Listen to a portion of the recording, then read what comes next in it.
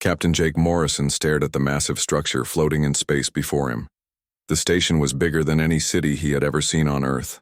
Metal and crystal twisted together in patterns that hurt his eyes to look at. Strange lights pulsed along its surface like a heartbeat. "Columbus to base, we have visual contact with the alien station." Jake spoke into his radio. His voice stayed calm, but his hands shook slightly on the controls. "Copy that, Columbus. Remember, you are representing all of humanity today," came the reply from Earth. Jake looked around at his crew. Lieutenant Amy Carter sat at the science station, checking her equipment for the 10th time. She was the best xenobiologist Earth had, barely 30 years old, but already famous for her theories about alien life. Her brown hair was pulled back, tight, and her green eyes focused on the readings coming from the station. "Captain, I'm picking up at least 12 different energy signatures," Amy said. "Each one is completely different from the others. These aliens are nothing like each other." Pilot Ron Davis kept his eyes on the flight controls. He was an older man who had flown everything from fighter jets to cargo ships. Today, he was flying humanity's first ship to meet aliens, and everyone could see the stress on his weathered face. "They're sending us a docking signal," Ron said. "At least I think that's what it is. The computer is having trouble translating it." Jake took a deep breath. 3 months ago, humanity had finally figured out how to travel faster than light. The first test flight had detected this station at the edge of their solar system. Now, here they were, about to meet creatures from other worlds. The docking bay was enormous. Ships of all shapes and sizes floated inside it. Some looked like they were grown instead of built. Others seemed to be made of pure energy held together by force fields. Jake had never imagined that vehicles could look so different from human ships. "Stay close and keep your translators on," Jake told his crew as they put on their suits. "We don't know what we're walking into." The airlock opened with a hiss. The first thing Jake noticed was the smell. Even through his suit's filters, he could detect something like flowers mixed with metal. The air was thick and humid. 3 creatures waited for them in the docking bay. The first one looked like a walking tree made of crystal. Light moved through its body in slow waves. The second had too many arms and eyes that glowed purple. The third seemed to be made of liquid that held a human-like shape. "Welcome, humans of Earth," the crystal being said. Its voice came from everywhere, at once like music played through speakers hidden in the walls. "I am Shard of Light, representative of the Zephyrian Collective. These are my colleagues, Mind Toucher Velnara of the Valdrian people, and Flow State 7 of the Aquarian Union." Jake stepped forward and tried to look confident. "I am Captain Jake Morrison of the Earth vessel Columbus. Thank you for agreeing to meet with us. Your species has achieved faster-than-light travel," Mind Toucher Velnara said. The purple-eyed creature's voice came directly into Jake's head, making him dizzy. "This qualifies you for contact with the Galactic Council. We have been watching your world for some time." "Watching us?" Amy asked. "For how long?" "Since your species learned to use fire," Flow State 7 replied. The liquid creature's voice sounded like water flowing over rocks. "We monitor all developing worlds. Most never advance beyond their home systems. Your people show some promise." The creatures led them through corridors that seemed to change as they walked. The walls moved like they were alive. Jake saw other aliens in the distance, but they all looked away when he tried to make eye contact. "Your species is young," Shard of Light explained as they walked. "The Galactic Council has maintained peace for over 3,000 of your years. We have learned that wisdom comes with age. Young species often make dangerous mistakes. They entered a vast chamber filled with floating platforms. On each platform sat a different type of alien. Jake counted at least 20 different species, all staring down at the humans with expressions he couldn't read. "The Council of 12 governs known space," Mind Toucher Velnara said. "Each species contributes according to their abilities. The Korath provide technology. The Zephyrians offer energy manipulation. The Valdrians share mental communication. What can your species offer?" Jake looked at his crew. They had talked about this question for months. What made humans special, compared to beings who could read minds or manipulate energy? "We adapt," Amy said suddenly. That's what humans do best. We change to fit new situations. Several of the aliens made sounds that might have been laughter. A new voice spoke from the highest platform. It was deep and mechanical. I am High Chancellor, Vexitar of the Korath Dominion, the voice said. A creature that looked like a machine made of black metal stepped forward. Adaptation is what every species claims as their strength. You are not unique in this. Perhaps not, Jake said, trying to keep his voice steady. But we're here, aren't we? 3 months ago, we couldn't leave our solar system. Now we're talking to you. Speed of development can indicate instability, High Chancellor Vextar replied. Dangerous species often advance quickly before destroying themselves. We have seen this pattern before. The chamber fell silent. Jake felt the weight of every alien gaze on him and his crew. Everything humanity had worked for came down to this moment. We're not here to threaten anyone, Jake said. We just want to learn and find our place among the stars. Your place will be determined by your actions, Shard of Light said. The Council offers Earth Junior membership. You may establish mining colonies in the Outer Rim territories. Prove your species can exist peacefully and perhaps greater opportunities will follow. Amy stepped forward. What about the inner systems, the populated worlds? Those are for established species, Mind Toucher Velnara said. Species that have proven their worth over millennia.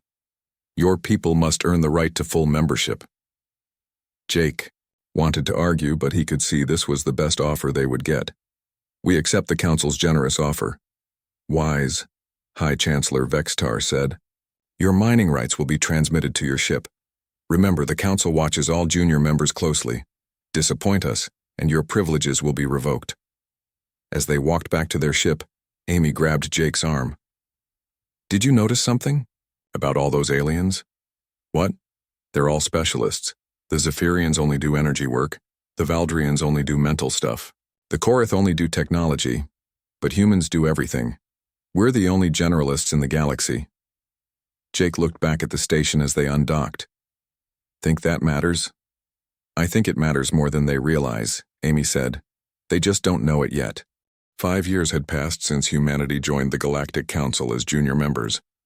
Commander Lisa Hayes stood on the observation deck of the colony ship New Hope, watching the sunrise over Kepler 442b. The planet had been a frozen wasteland when they arrived. Now green fields stretched to the horizon. Temperature is holding at 22 degrees, reported her assistant Tom Bradley. He was a young engineer who had volunteered for the colony mission straight out of college. The atmospheric processors are working better than expected. Lisa smiled. The aliens had given humanity mining rights to 12 worlds they considered worthless. Dead rocks, they called them. Planets too cold, too hot, or too barren to support life. What the aliens didn't understand was that humans saw potential where others saw problems. Any word from the other colonies? Lisa asked. New Montana reports. Their first harvest will be ready next month, Tom said, reading from his tablet. New Texas struck oil last week, and New Alaska just opened their first manufacturing plant. Lisa nodded. Each human colony had found ways to make their worthless worlds valuable. They used techniques the other alien species had never tried. Why heat a whole planet when you could build underground cities? Why import food when you could grow it in controlled environments? Commander? Called Sarah Walsh from the communications station. We're getting a distress signal from the transport ship Golden Eagle. They're under attack. Lisa ran to the command center. On the main screen, she could see a human cargo ship surrounded by smaller vessels. The attackers were firing energy weapons that lit up space like fireworks. Pirates, Tom said, checking the ship designs against their database. The Ravager clan. They've been hitting merchant ships in this sector for months. What's their target? Lisa asked. The Golden Eagle is carrying food supplies to New California, Sarah replied. 300 tons of grain and medical supplies. Lisa watched the battle on screen. The Golden Eagle was a cargo ship with light shields and no weapons. The pirates had hit dozens of alien merchant ships over the past year. They always followed the same pattern. Strike fast, take the cargo, and disappear before help arrived. Get me Captain Rodriguez on New Montana, Lisa ordered. Ben Rodriguez appeared on screen a few seconds later. He was a former military officer who had become administrator. of the mining colony on New Montana. His dark hair was streaked with gray and his face showed the stress of frontier life. "Lisa, we're seeing the same thing here," Ben said. "Those pirates are about to board the Golden Eagle. The Council's peacekeeping fleet is 6 hours away." 6 hours is too long, Lisa said. "That ship will be stripped clean by then." "What do you want to do?" Ben asked. "We're miners and farmers, not soldiers." Lisa looked at her crew. They were engineers, scientists, and colonists. None of them had military training, but they were human, and humans had something the aliens seemed to lack. "We improvise," Lisa said. 20 minutes later, 3 human ships launched from different colonies. They were mining vessels, cargo haulers, and transport ships. Nothing that looked like warships. The pirates probably saw them coming and laughed. The first ship to reach the Golden Eagle was the Prospector, a mining vessel from New Texas. Captain Danny Miller had welded metal plates to his ship's hull and mounted industrial cutting lasers where weapons should go. "This is Captain Miller to unknown vessels," Danny broadcast on all frequencies. "You are attacking a human ship. Leave now or face the consequences." The pirate leader responded with mocking laughter. "Humans? We've been raiding this sector for 50 years. Your council friends never fight back. Why should you be different?" "Because we're not the council," Danny said. What happened next would be talked about in alien military academies for decades. The human ships didn't attack in formation like regular military vessels. They didn't follow standard combat procedures. Instead, they did something the pirates had never seen before. They improvised. The Prospector used its mining lasers to cut through the pirate ship's hull, but not to destroy it. Danny cut precise holes that vented atmosphere and disabled weapons, without killing the crew. Meanwhile, the cargo ship, Big Dipper, dumped its load of metal ore, creating a cloud of debris that confused the pirates' sensors. The third ship, a transport called the Wanderer, used its docking clamps to grab onto a pirate vessel. Instead of trying to board it, Captain Sue Chen spun her ship in a wild spiral that made both vessels tumble through space. The pirates inside were thrown around so hard they couldn't fight back. "What are they doing?" the pirate leader screamed over them. "Radio, this is insane." Ben Rodriguez listened to the battle from his command center on New Montana. His people had no formal military training, but they understood human nature. When humans were cornered, they didn't follow rules. They found new ways to win. The battle lasted 18 minutes. When it was over, 3 pirate ships were disabled and drifting. The 4th had fled at maximum speed. Not a single human had been killed, and the Golden Eagle was safe. News of the battle spread quickly through council space. For the first time in decades, pirates had been defeated not by superior firepower, but by tactics they couldn't understand. Dr. Alan Stone, Earth's representative to the council, received an urgent message 3 days later. High Chancellor Vextar wanted to meet with him privately. "Your people fought pirates in the Kepler sector," the Korath leader said when they met. "This was not authorized." "Our ships were protecting human cargo," Alan replied calmly. "The Council's peacekeeping fleet was too far away to help." "The Council maintains peace through established procedures," Vextar said. "Your people used unauthorized tactics. This creates instability." Alan leaned forward in his chair. "With respect, Chancellor, your procedures don't work against pirates.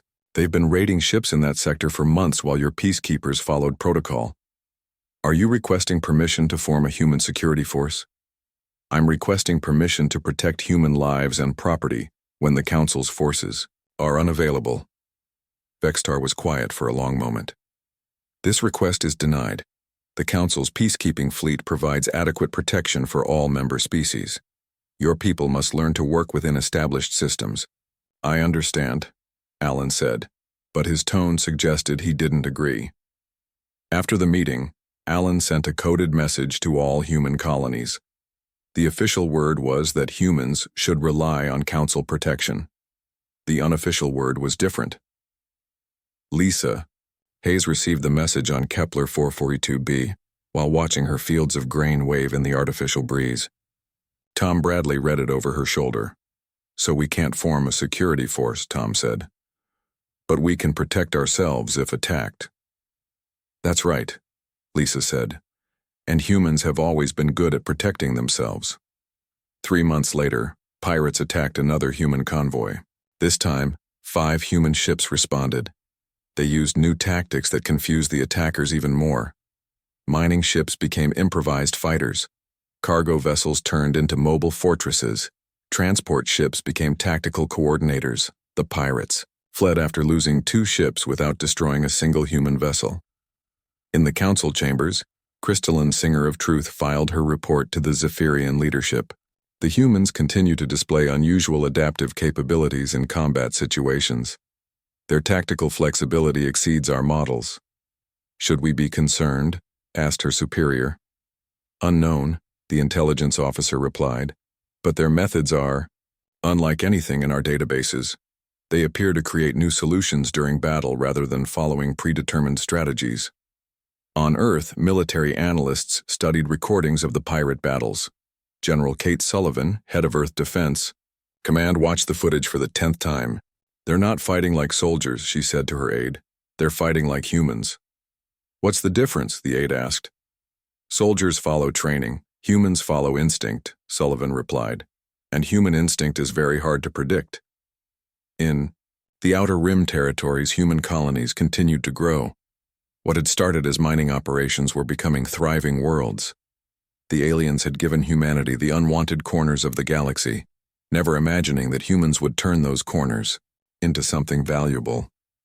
But some aliens were beginning to notice, and some were beginning to worry. The alarm sirens screamed across Terminus Gate Station as Admiral Kethvar of the Korath Defense Fleet watched his ships die on the tactical display. The enemy vessels looked like they had been grown rather than built. They moved through space, like living creatures, twisting and diving in patterns that made no sense. 17 ships lost, Admiral, reported his tactical officer. The enemy is advancing toward the inner systems. Kethvar studied the alien attackers. They had appeared at the edge of the galaxy 3 days ago. No one knew where they came from, or what they wanted. They simply attacked everything in their path. The Council had faced many threats over the centuries, but nothing like this. Send a message to the Council, Kethvar ordered. Tell them the Devourers have returned. 800 years had passed since the last Devourer invasion. Most species had forgotten they existed. The creatures came from beyond the galactic rim, from the dark space between galaxies. They consumed everything in their path, turning matter into more of their bioships. On the Council station, emergency sessions ran day and night. High Chancellor Vextar received reports from the front lines that grew worse each hour. The combined fleets of 3 species had been destroyed in less than a week. How many ships do we have left? Vextar asked. The Zephyrian fleet lost 60% of their vessels, reported Shard of Light. The Valdrian mine ships cannot penetrate the Devourer hive consciousness. Our own forces are down to 30% strength. What about the other species? The Aquarians have withdrawn their ships to defend their homeworlds. The Thermals refuse to engage. The Crystalline Collective is trying to negotiate. Vextar, process this information. The Galactic Council had maintained peace for 3,000 years through diplomacy and coordinated defense. But their military was designed for peacekeeping, not warfare against an enemy that wanted to consume everything. What about the humans? Asked Mind Toucher Velnara. The humans? Vextar's mechanical voice carried surprise. They are a junior species with mining vessels and cargo ships. What could they possibly contribute? On Earth, General Kate Sullivan received the emergency transmission from Dr. Alan Stone at the Council station. She listened to his report while staring at a holographic display of the galaxy. Red markers showed where Devourer forces had struck. The pattern was clear. They were heading for the populated core worlds. How long before they reach human space? Sullivan asked. 4 weeks, maybe 5, Stone replied. The Council is asking all species to contribute ships to the defense. What kind of ships do they want? Warships? Battle cruisers? Anything with heavy weapons. Sullivan looked at the tactical display. Humanity had no warships. Their largest vessels were colony ships and mining platforms, but they had something else. Tell the council we'll send what we can, Sullivan said. 3 days later, General Kate Sullivan arrived at the council's military headquarters aboard the converted colony ship Terra Nova. The ship had been hastily modified with weapons and armor, but it still looked like what it was, a civilian vessel pressed into military service. Admiral Kethvar met her in the briefing room. Other alien commanders filled the space, their various forms creating a bizarre assembly. The Zephyrian crystal beings glowed with nervous energy. The Valdrian mind-touchers whispered telepathically among themselves. General Sullivan, Kethvar, said, "We appreciate humanity's offer to help, but I must ask, what can your people realistically contribute to this defense?" Sullivan activated a holographic display. "We've studied the battle reports from Terminus Gate. Your fleets are fighting the Devourers using standard formation tactics. Those tactics have served us well for millennia," replied Admiral Six Nara of the Zephyrian forces. "Against other civilized species, yes," Sullivan said. "But the Devourers aren't civilized. They're more like a virus. You can't fight a virus?" With parade formations, the alien commanders exchanged glances. Kethvar leaned forward. "What do you propose?" "Let us try something different," Sullivan said. The Battle of Crimson Nebula began at 800 hours standard time. The Devourer fleet emerged from hyperspace in a swarm formation, their bioships moving like a cloud of insects. The Council's combined fleet waited in defensive formation, their ships arranged in precise geometric patterns. Captain Roy Adams commanded the human squadron from the bridge of the modified mining ship Wolverine. His 12 ships looked small, compared to the alien warships around them, but they carried something the other vessels lacked: human crews who understood improvisation. "Devourer fleet is advancing," reported his tactical officer Nancy Price. "Estimated contact in 10 minutes. "Signal the fleet," Roy said. "Begin scatter protocol." What happened next confused every alien commander watching. Instead of maintaining formation, the human ship spread out and began moving in seemingly random patterns. Some dove toward the nebula's gas clouds, others accelerated toward the enemy. A few actually moved away from the battle. "What are the humans doing?" "Admiral," Kethvar demanded over the communications channel. "Something new," Roy replied. The Devourer bioship struck the main Council fleet with overwhelming force. Their living weapons tore through shields and armor designed to stop energy blasts. The alien formations began to collapse under the assault, but the scattered human ships weren't where the Devourers expected them to be. The mining ship Colorado emerged from the nebula's gas clouds and fired its industrial lasers at a bioship's exposed engine sections. The transport vessel New York used its cargo bay doors as improvised shield projectors, deflecting Devourer acid attacks back at the attackers. "They're using the nebula," Nancy Price reported from the Wolverine. "The gas clouds are interfering with the Devourer's biosensors." Roy smiled. "Of course they are, that's why we came here." The battle turned into chaos. Devourer bioships found themselves fighting enemies who appeared and disappeared in the gas clouds. Human vessels used the nebula's magnetic fields to accelerate their weapons. They turned space debris into projectiles. They even used the Devourer's own acid against them. Captain Su Chen, commanding the converted cargo ship Phoenix, found herself face-to-face with a massive bioship 3 times her size. Instead of running, she did something that made no tactical sense. She rammed it, but Chen had modified her ship's cargo bay to hold compressed gas canisters. When the Phoenix struck the bioship, the canisters exploded, flooding the enemy vessel with industrial coolant that froze its living systems. "This is insane," Admiral Sixnara transmitted to the human fleet. "Your people are fighting without any logical pattern." "That's the point," Roy replied. "The Devourers are a hive mind. They expect logical patterns. We're giving them chaos." The turning point came when Sergeant Nina Foster led a boarding party onto a wounded Devourer bioship. While alien species had tried to fight the creatures hand-to-hand, Nina tried something different. She and her team began singing. The human voices echoed through the bioship's living corridors. The Devourer hive mind, accustomed to the unified thoughts of its own kind, couldn't process the individual creativity of human music. The bioship's nervous system overloaded trying to understand the chaotic but beautiful sounds. All human ships, this is Foster, Nina broadcast. Play music, loud music. It's jamming their neural networks. Within minutes, rock music, classical, symphonies and folk songs blared from human speakers across the battlefield. The Devourer formation began to break apart as their hive mind struggled to process the audio chaos. The battle lasted 6 hours. When it ended, the Devourer fleet was in full retreat. Half their bioships had been destroyed or disabled. The survivors fled back toward the galactic rim, leaving the core world safe. In the aftermath, Admiral Kethvar stood on the bridge of his damaged flagship, staring at the wreckage of Devourer bioships floating in space. His own fleet had lost 40% of its vessels. The human squadron had lost only 2 ships. "How did you know music would affect them?" he asked General Sullivan. "We didn't," she replied honestly. "But humans try things. When one idea doesn't work, we try another. The Devourers expected us to fight like you do, with formations and protocols.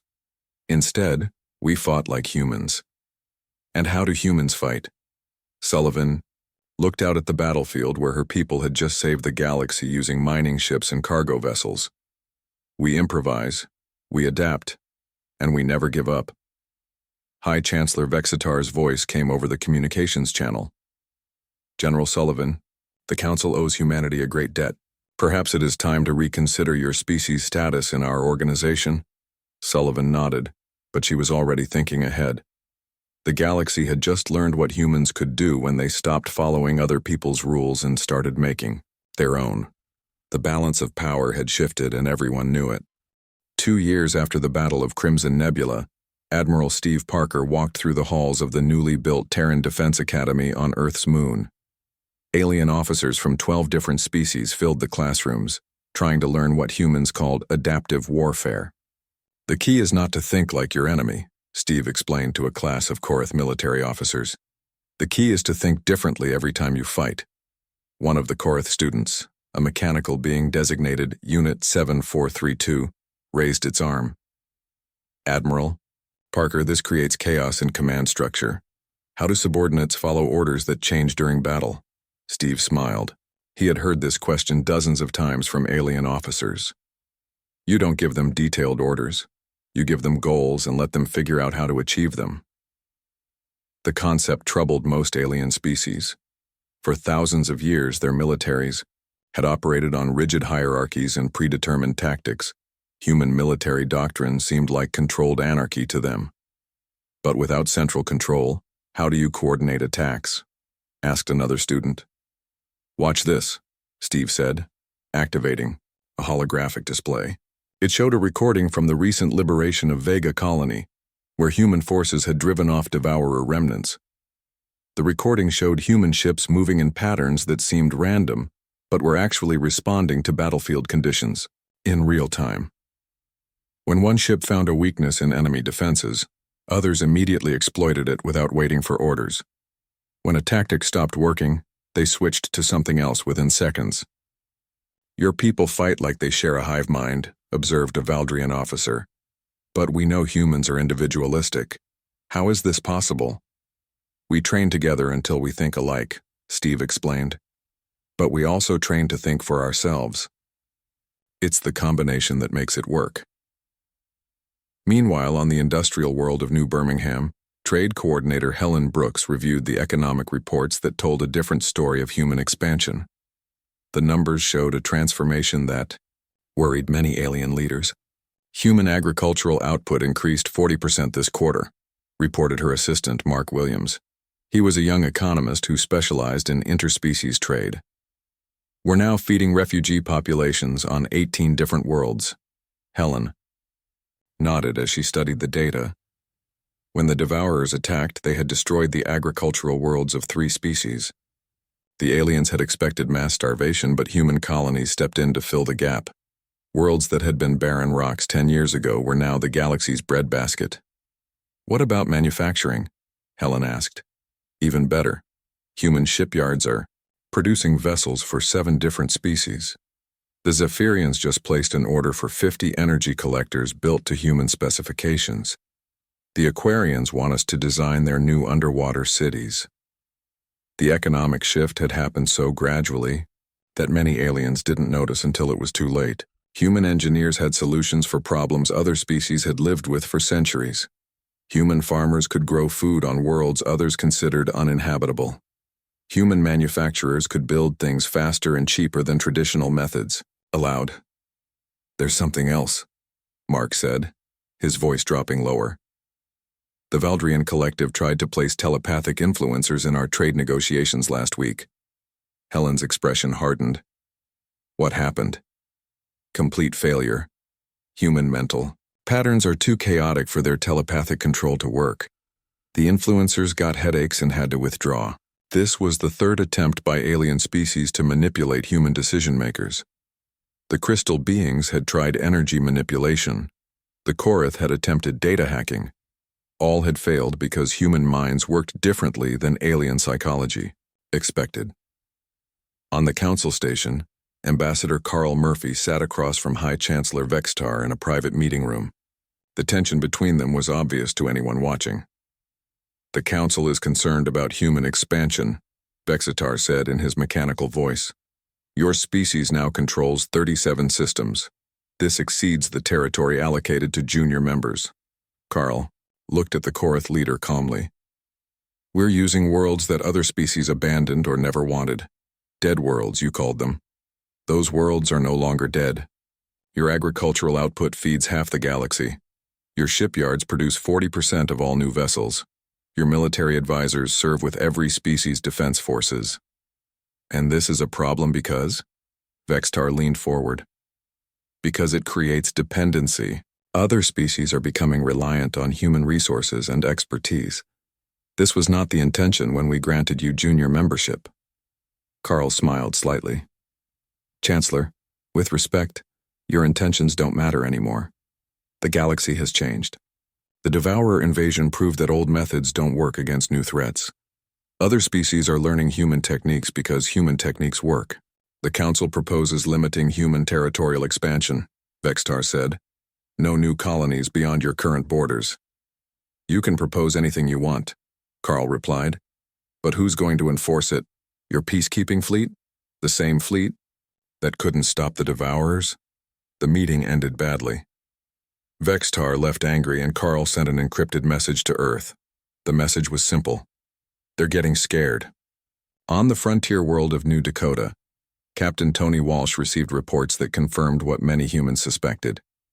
Alien species were quietly moving their most important facilities into human-protected space. The Zephyrian Energy Research Station, just relocated to New Colorado, reported his intelligence officer Linda Hayes. That's the third major alien facility to move into human territory this month. Tony studied the tactical display showing human and alien positions throughout the galaxy. Red markers indicated human colonies and bases. Blue markers showed alien facilities under human protection. The pattern was clear. "They don't trust their own defenses anymore," Tony said. "After the Devourer attack, everyone wants human military protection." "It's not just military," Linda replied. "Linda, human medical techniques are treating diseases that alien doctors couldn't cure.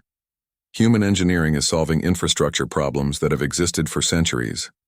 Human agricultural methods are feeding populations that were on the edge of starvation." The transformation had been so gradual that most beings didn't realize how dependent they had become on human expertise. When alien computers failed, they called human technicians. When alien crops withered, they imported human food. When alien defenses were threatened, they requested human military advisors. Dr. Amy Carter, now the head of the Human Xenobiology Institute, reviewed her latest research on the Council species. Her findings were disturbing. "Every alien species in the Council specialized millions of years ago," she explained to a gathering of human leaders. "The Zephyrians do energy work, the Valdrians do mental communication, the Korath do computer technology. But they can't adapt beyond their specializations." "What does that mean for us?" asked General Sullivan, attending the meeting via hologram.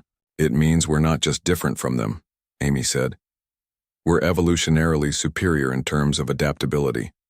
They're like highly advanced tools. each designed for one specific function. We're like Swiss Army knives, not as specialized, but infinitely more versatile. The implications were staggering. Humanity hadn't conquered the galaxy through superior technology or ancient wisdom. They had simply remained flexible while other species became locked into narrow evolutionary paths. On New Earth, the largest human colony, President Maria Santos reviewed intelligence reports from across the galaxy. The picture they painted was clear. Humanity was no longer the junior member begging for acceptance. They were the species everyone else depended on. "Ma'am," said her chief of staff, Robert Lee, "we're receiving requests for human advisors from every council species. Military, economic, agricultural, medical, they want our help with everything." And the council leadership? Growing more hostile. They're talking about forming a coalition to limit human influence. Maria looked out the window at the thriving city below. 10 years ago, this had been a barren moon. Now it housed 5 million humans and served as the administrative center for dozens of worlds. "Let them talk," she said. "They need us more than we need them. They just haven't admitted it yet." But some aliens were beginning to understand the new reality. On the Valdrian, homeworld mind searcher Vex Nala compiled a secret report for her government. "Human influence now extends to every sector of council space," she wrote.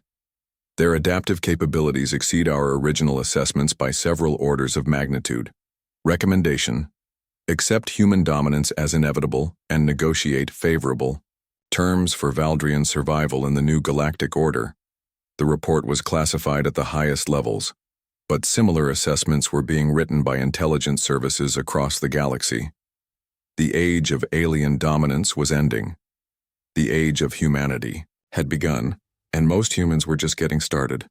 10 years after first contact, President Maria Santos stood on the bridge of the Destiny, humanity's new capital ship that served as a mobile diplomatic platform. Through the massive viewports, she could see representatives from 47 different species waiting to meet with her. The irony was not lost on her.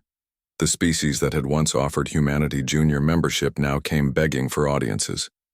"Ma'am, the Korath delegation is requesting an immediate meeting about their manufacturing crisis," reported her aide, David Clark. He was a young diplomat who had grown up in a galaxy where humans were already the dominant power. "Tell them they can wait like everyone else," Maria replied. "The Aquarians have been waiting 3 days. They get the next slot."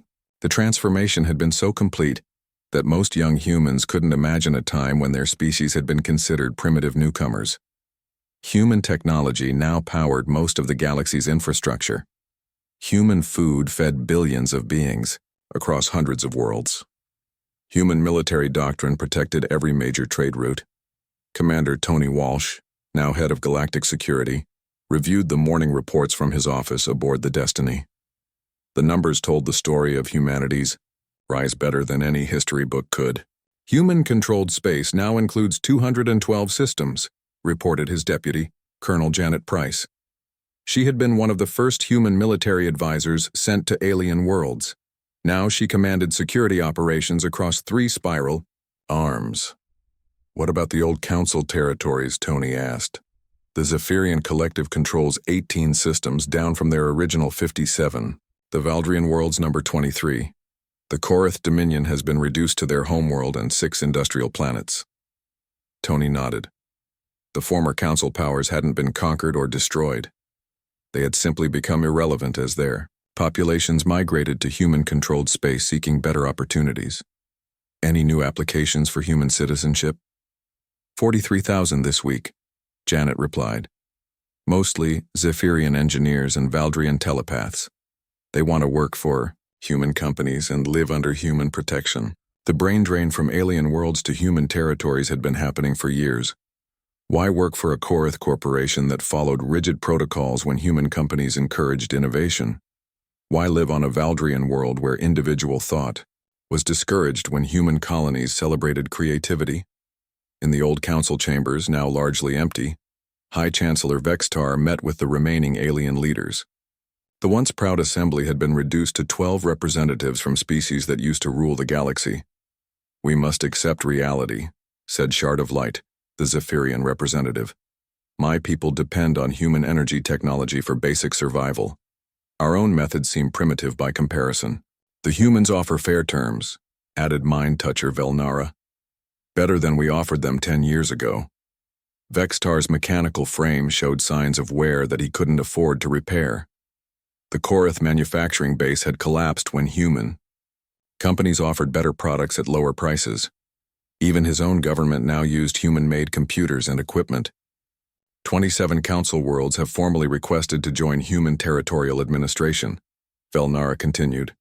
Their populations voted overwhelmingly in favor. We gave the humans worthless rocks, Vextar said bitterly. They turned those rocks into the most valuable real estate in the galaxy. Now our own people want to live there instead of on the worlds we spent millennia developing. The truth was painful, but undeniable. Human colonies offered opportunities that the old alien societies couldn't match. Human universities taught knowledge that alien schools had never imagined. Human hospitals cured diseases that had plagued other species for centuries. On the frontier, Admiral Rachel Stone commanded the exploration fleet that was pushing into uncharted regions of the galaxy. She was Dr. Alan Stone's daughter, part of the first generation of humans who had grown up knowing they were the galaxy's dominant species. Admiral, we're detecting signals from an unknown civilization, reported her science officer, Lieutenant Mike Thompson. They appear to be attempting first contact. Rachel smiled. This was the 5th new species humanity had encountered in the past year. Each time the pattern was the same. The aliens would make contact, assess human capabilities, and quickly realize they were dealing with the galaxy's apex power. What do we know about them? Rachel asked. Preliminary scans suggest they're about where humanity was 50 years ago. Chemical rockets, radio communications, early computer technology. Send the standard first contact package, Rachel ordered. Full diplomatic protocol. Let them know they're dealing with the Terran Alliance. The package included a basic translation, program, samples of human technology, and an invitation to meet with human representatives. What it didn't mention was that humanity now controlled or influenced nearly 3/4 of known space. Back on the Destiny, President Santos met with the Aquarian delegation in the main conference room. The liquid beings flowed nervously around their containment suits as they presented their request. President Santos, our people face extinction, said Flow State 7, who had been present at humanity's first contact with the Council. The oceanic plague on our homeworld has resisted all our attempts at treatment. But human medical research has found a solution, Santos asked. Yes. Dr. Kelly Wright's team at the Terran Medical Institute has developed a treatment, but they require full access to our genetic databases and permission to establish research stations on our worlds. Santos considered the request. It was the same story she heard every week, some crisis that only human expertise could solve, in exchange for greater human involvement in alien affairs. The treatment will be provided, she said. Our medical teams will need to work directly with your population to ensure proper implementation. We understand. Our government is prepared to accept human administrative oversight of the affected regions. It was always phrased as temporary emergency measures, but everyone in the room knew the truth. Once human administrators arrived to solve a crisis, they rarely left. Not because they forced themselves on alien populations, but because those populations consistently voted to keep them. Later that evening, Santos met with her senior advisors in the secure briefing room. The topic was the same one they discussed every month: how to manage an empire that kept growing without any deliberate expansion policy. The pattern continues, reported Admiral Steve Parker, now head of Human Fleet Operations. Alien governments request our help with problems they can't solve. We provide assistance. Their populations see the results and request closer ties with human territories. Are we becoming an empire without meaning to?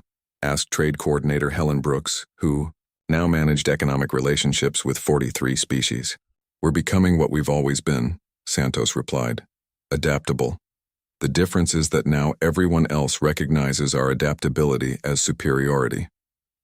Dr. Amy Carter, attending via hologram from her research station, provided the scientific perspective. My latest studies confirm that human neuroplasticity gives us cognitive advantages that other species can't match. We don't just adapt to new situations, we excel in them. What about the new species Rachel encountered? Santos asked. Early reports suggest they follow the same pattern as all known alien life, Amy replied. Specialized for their original environment but limited in adaptability. They'll probably be requesting human guidance within a decade of formal contact. The meeting concluded with the same decision they always reached. Continue providing assistance to any species that requested it, while maintaining human values and standards in all interactions. 3 months later, the new alien species, calling themselves the Helix Confederation, sent their first diplomatic mission to human space. Their ships were primitive by human standards, but their delegation was eager to learn. Ambassador Carl Murphy, now in his 70s but still sharp, greeted them aboard the Destiny with the same courtesy the Galactic Council had once shown humanity. "Welcome to human space," he said. "We're pleased to make contact with your civilization." The lead Helix diplomat, a tall being with 4 arms and crystalline skin, looked around at the advanced technology surrounding them. "We have heard stories about humanity from other species. They say you are the galaxy's greatest power. Prefer to think of ourselves as helpful neighbors," Carl replied diplomatically. "Could humanity assist our development? We face challenges with population growth and resource management." Carl smiled the same smile he had worn when accepting humanity's junior membership in the old Galactic Council. "I'm sure we can work something out." As the meeting progressed, Carl reflected on how completely the galaxy had changed. Humanity had gone from begging for acceptance to being the species everyone else turned to for solutions. They hadn't conquered anyone or destroyed any civilizations. They had simply been themselves, adaptable, creative, and determined. The galaxy had learned too late that underestimating humanity's potential was the fastest path to obsolescence. Now the species that had once ruled the stars came to human, leaders seeking guidance, protection, and hope. The age of alien dominance was over. The age of humanity had begun, not through conquest, but through excellence, and across the galaxy, on thousands of worlds, beings looked up at the stars and knew that somewhere out there, the humans were making ever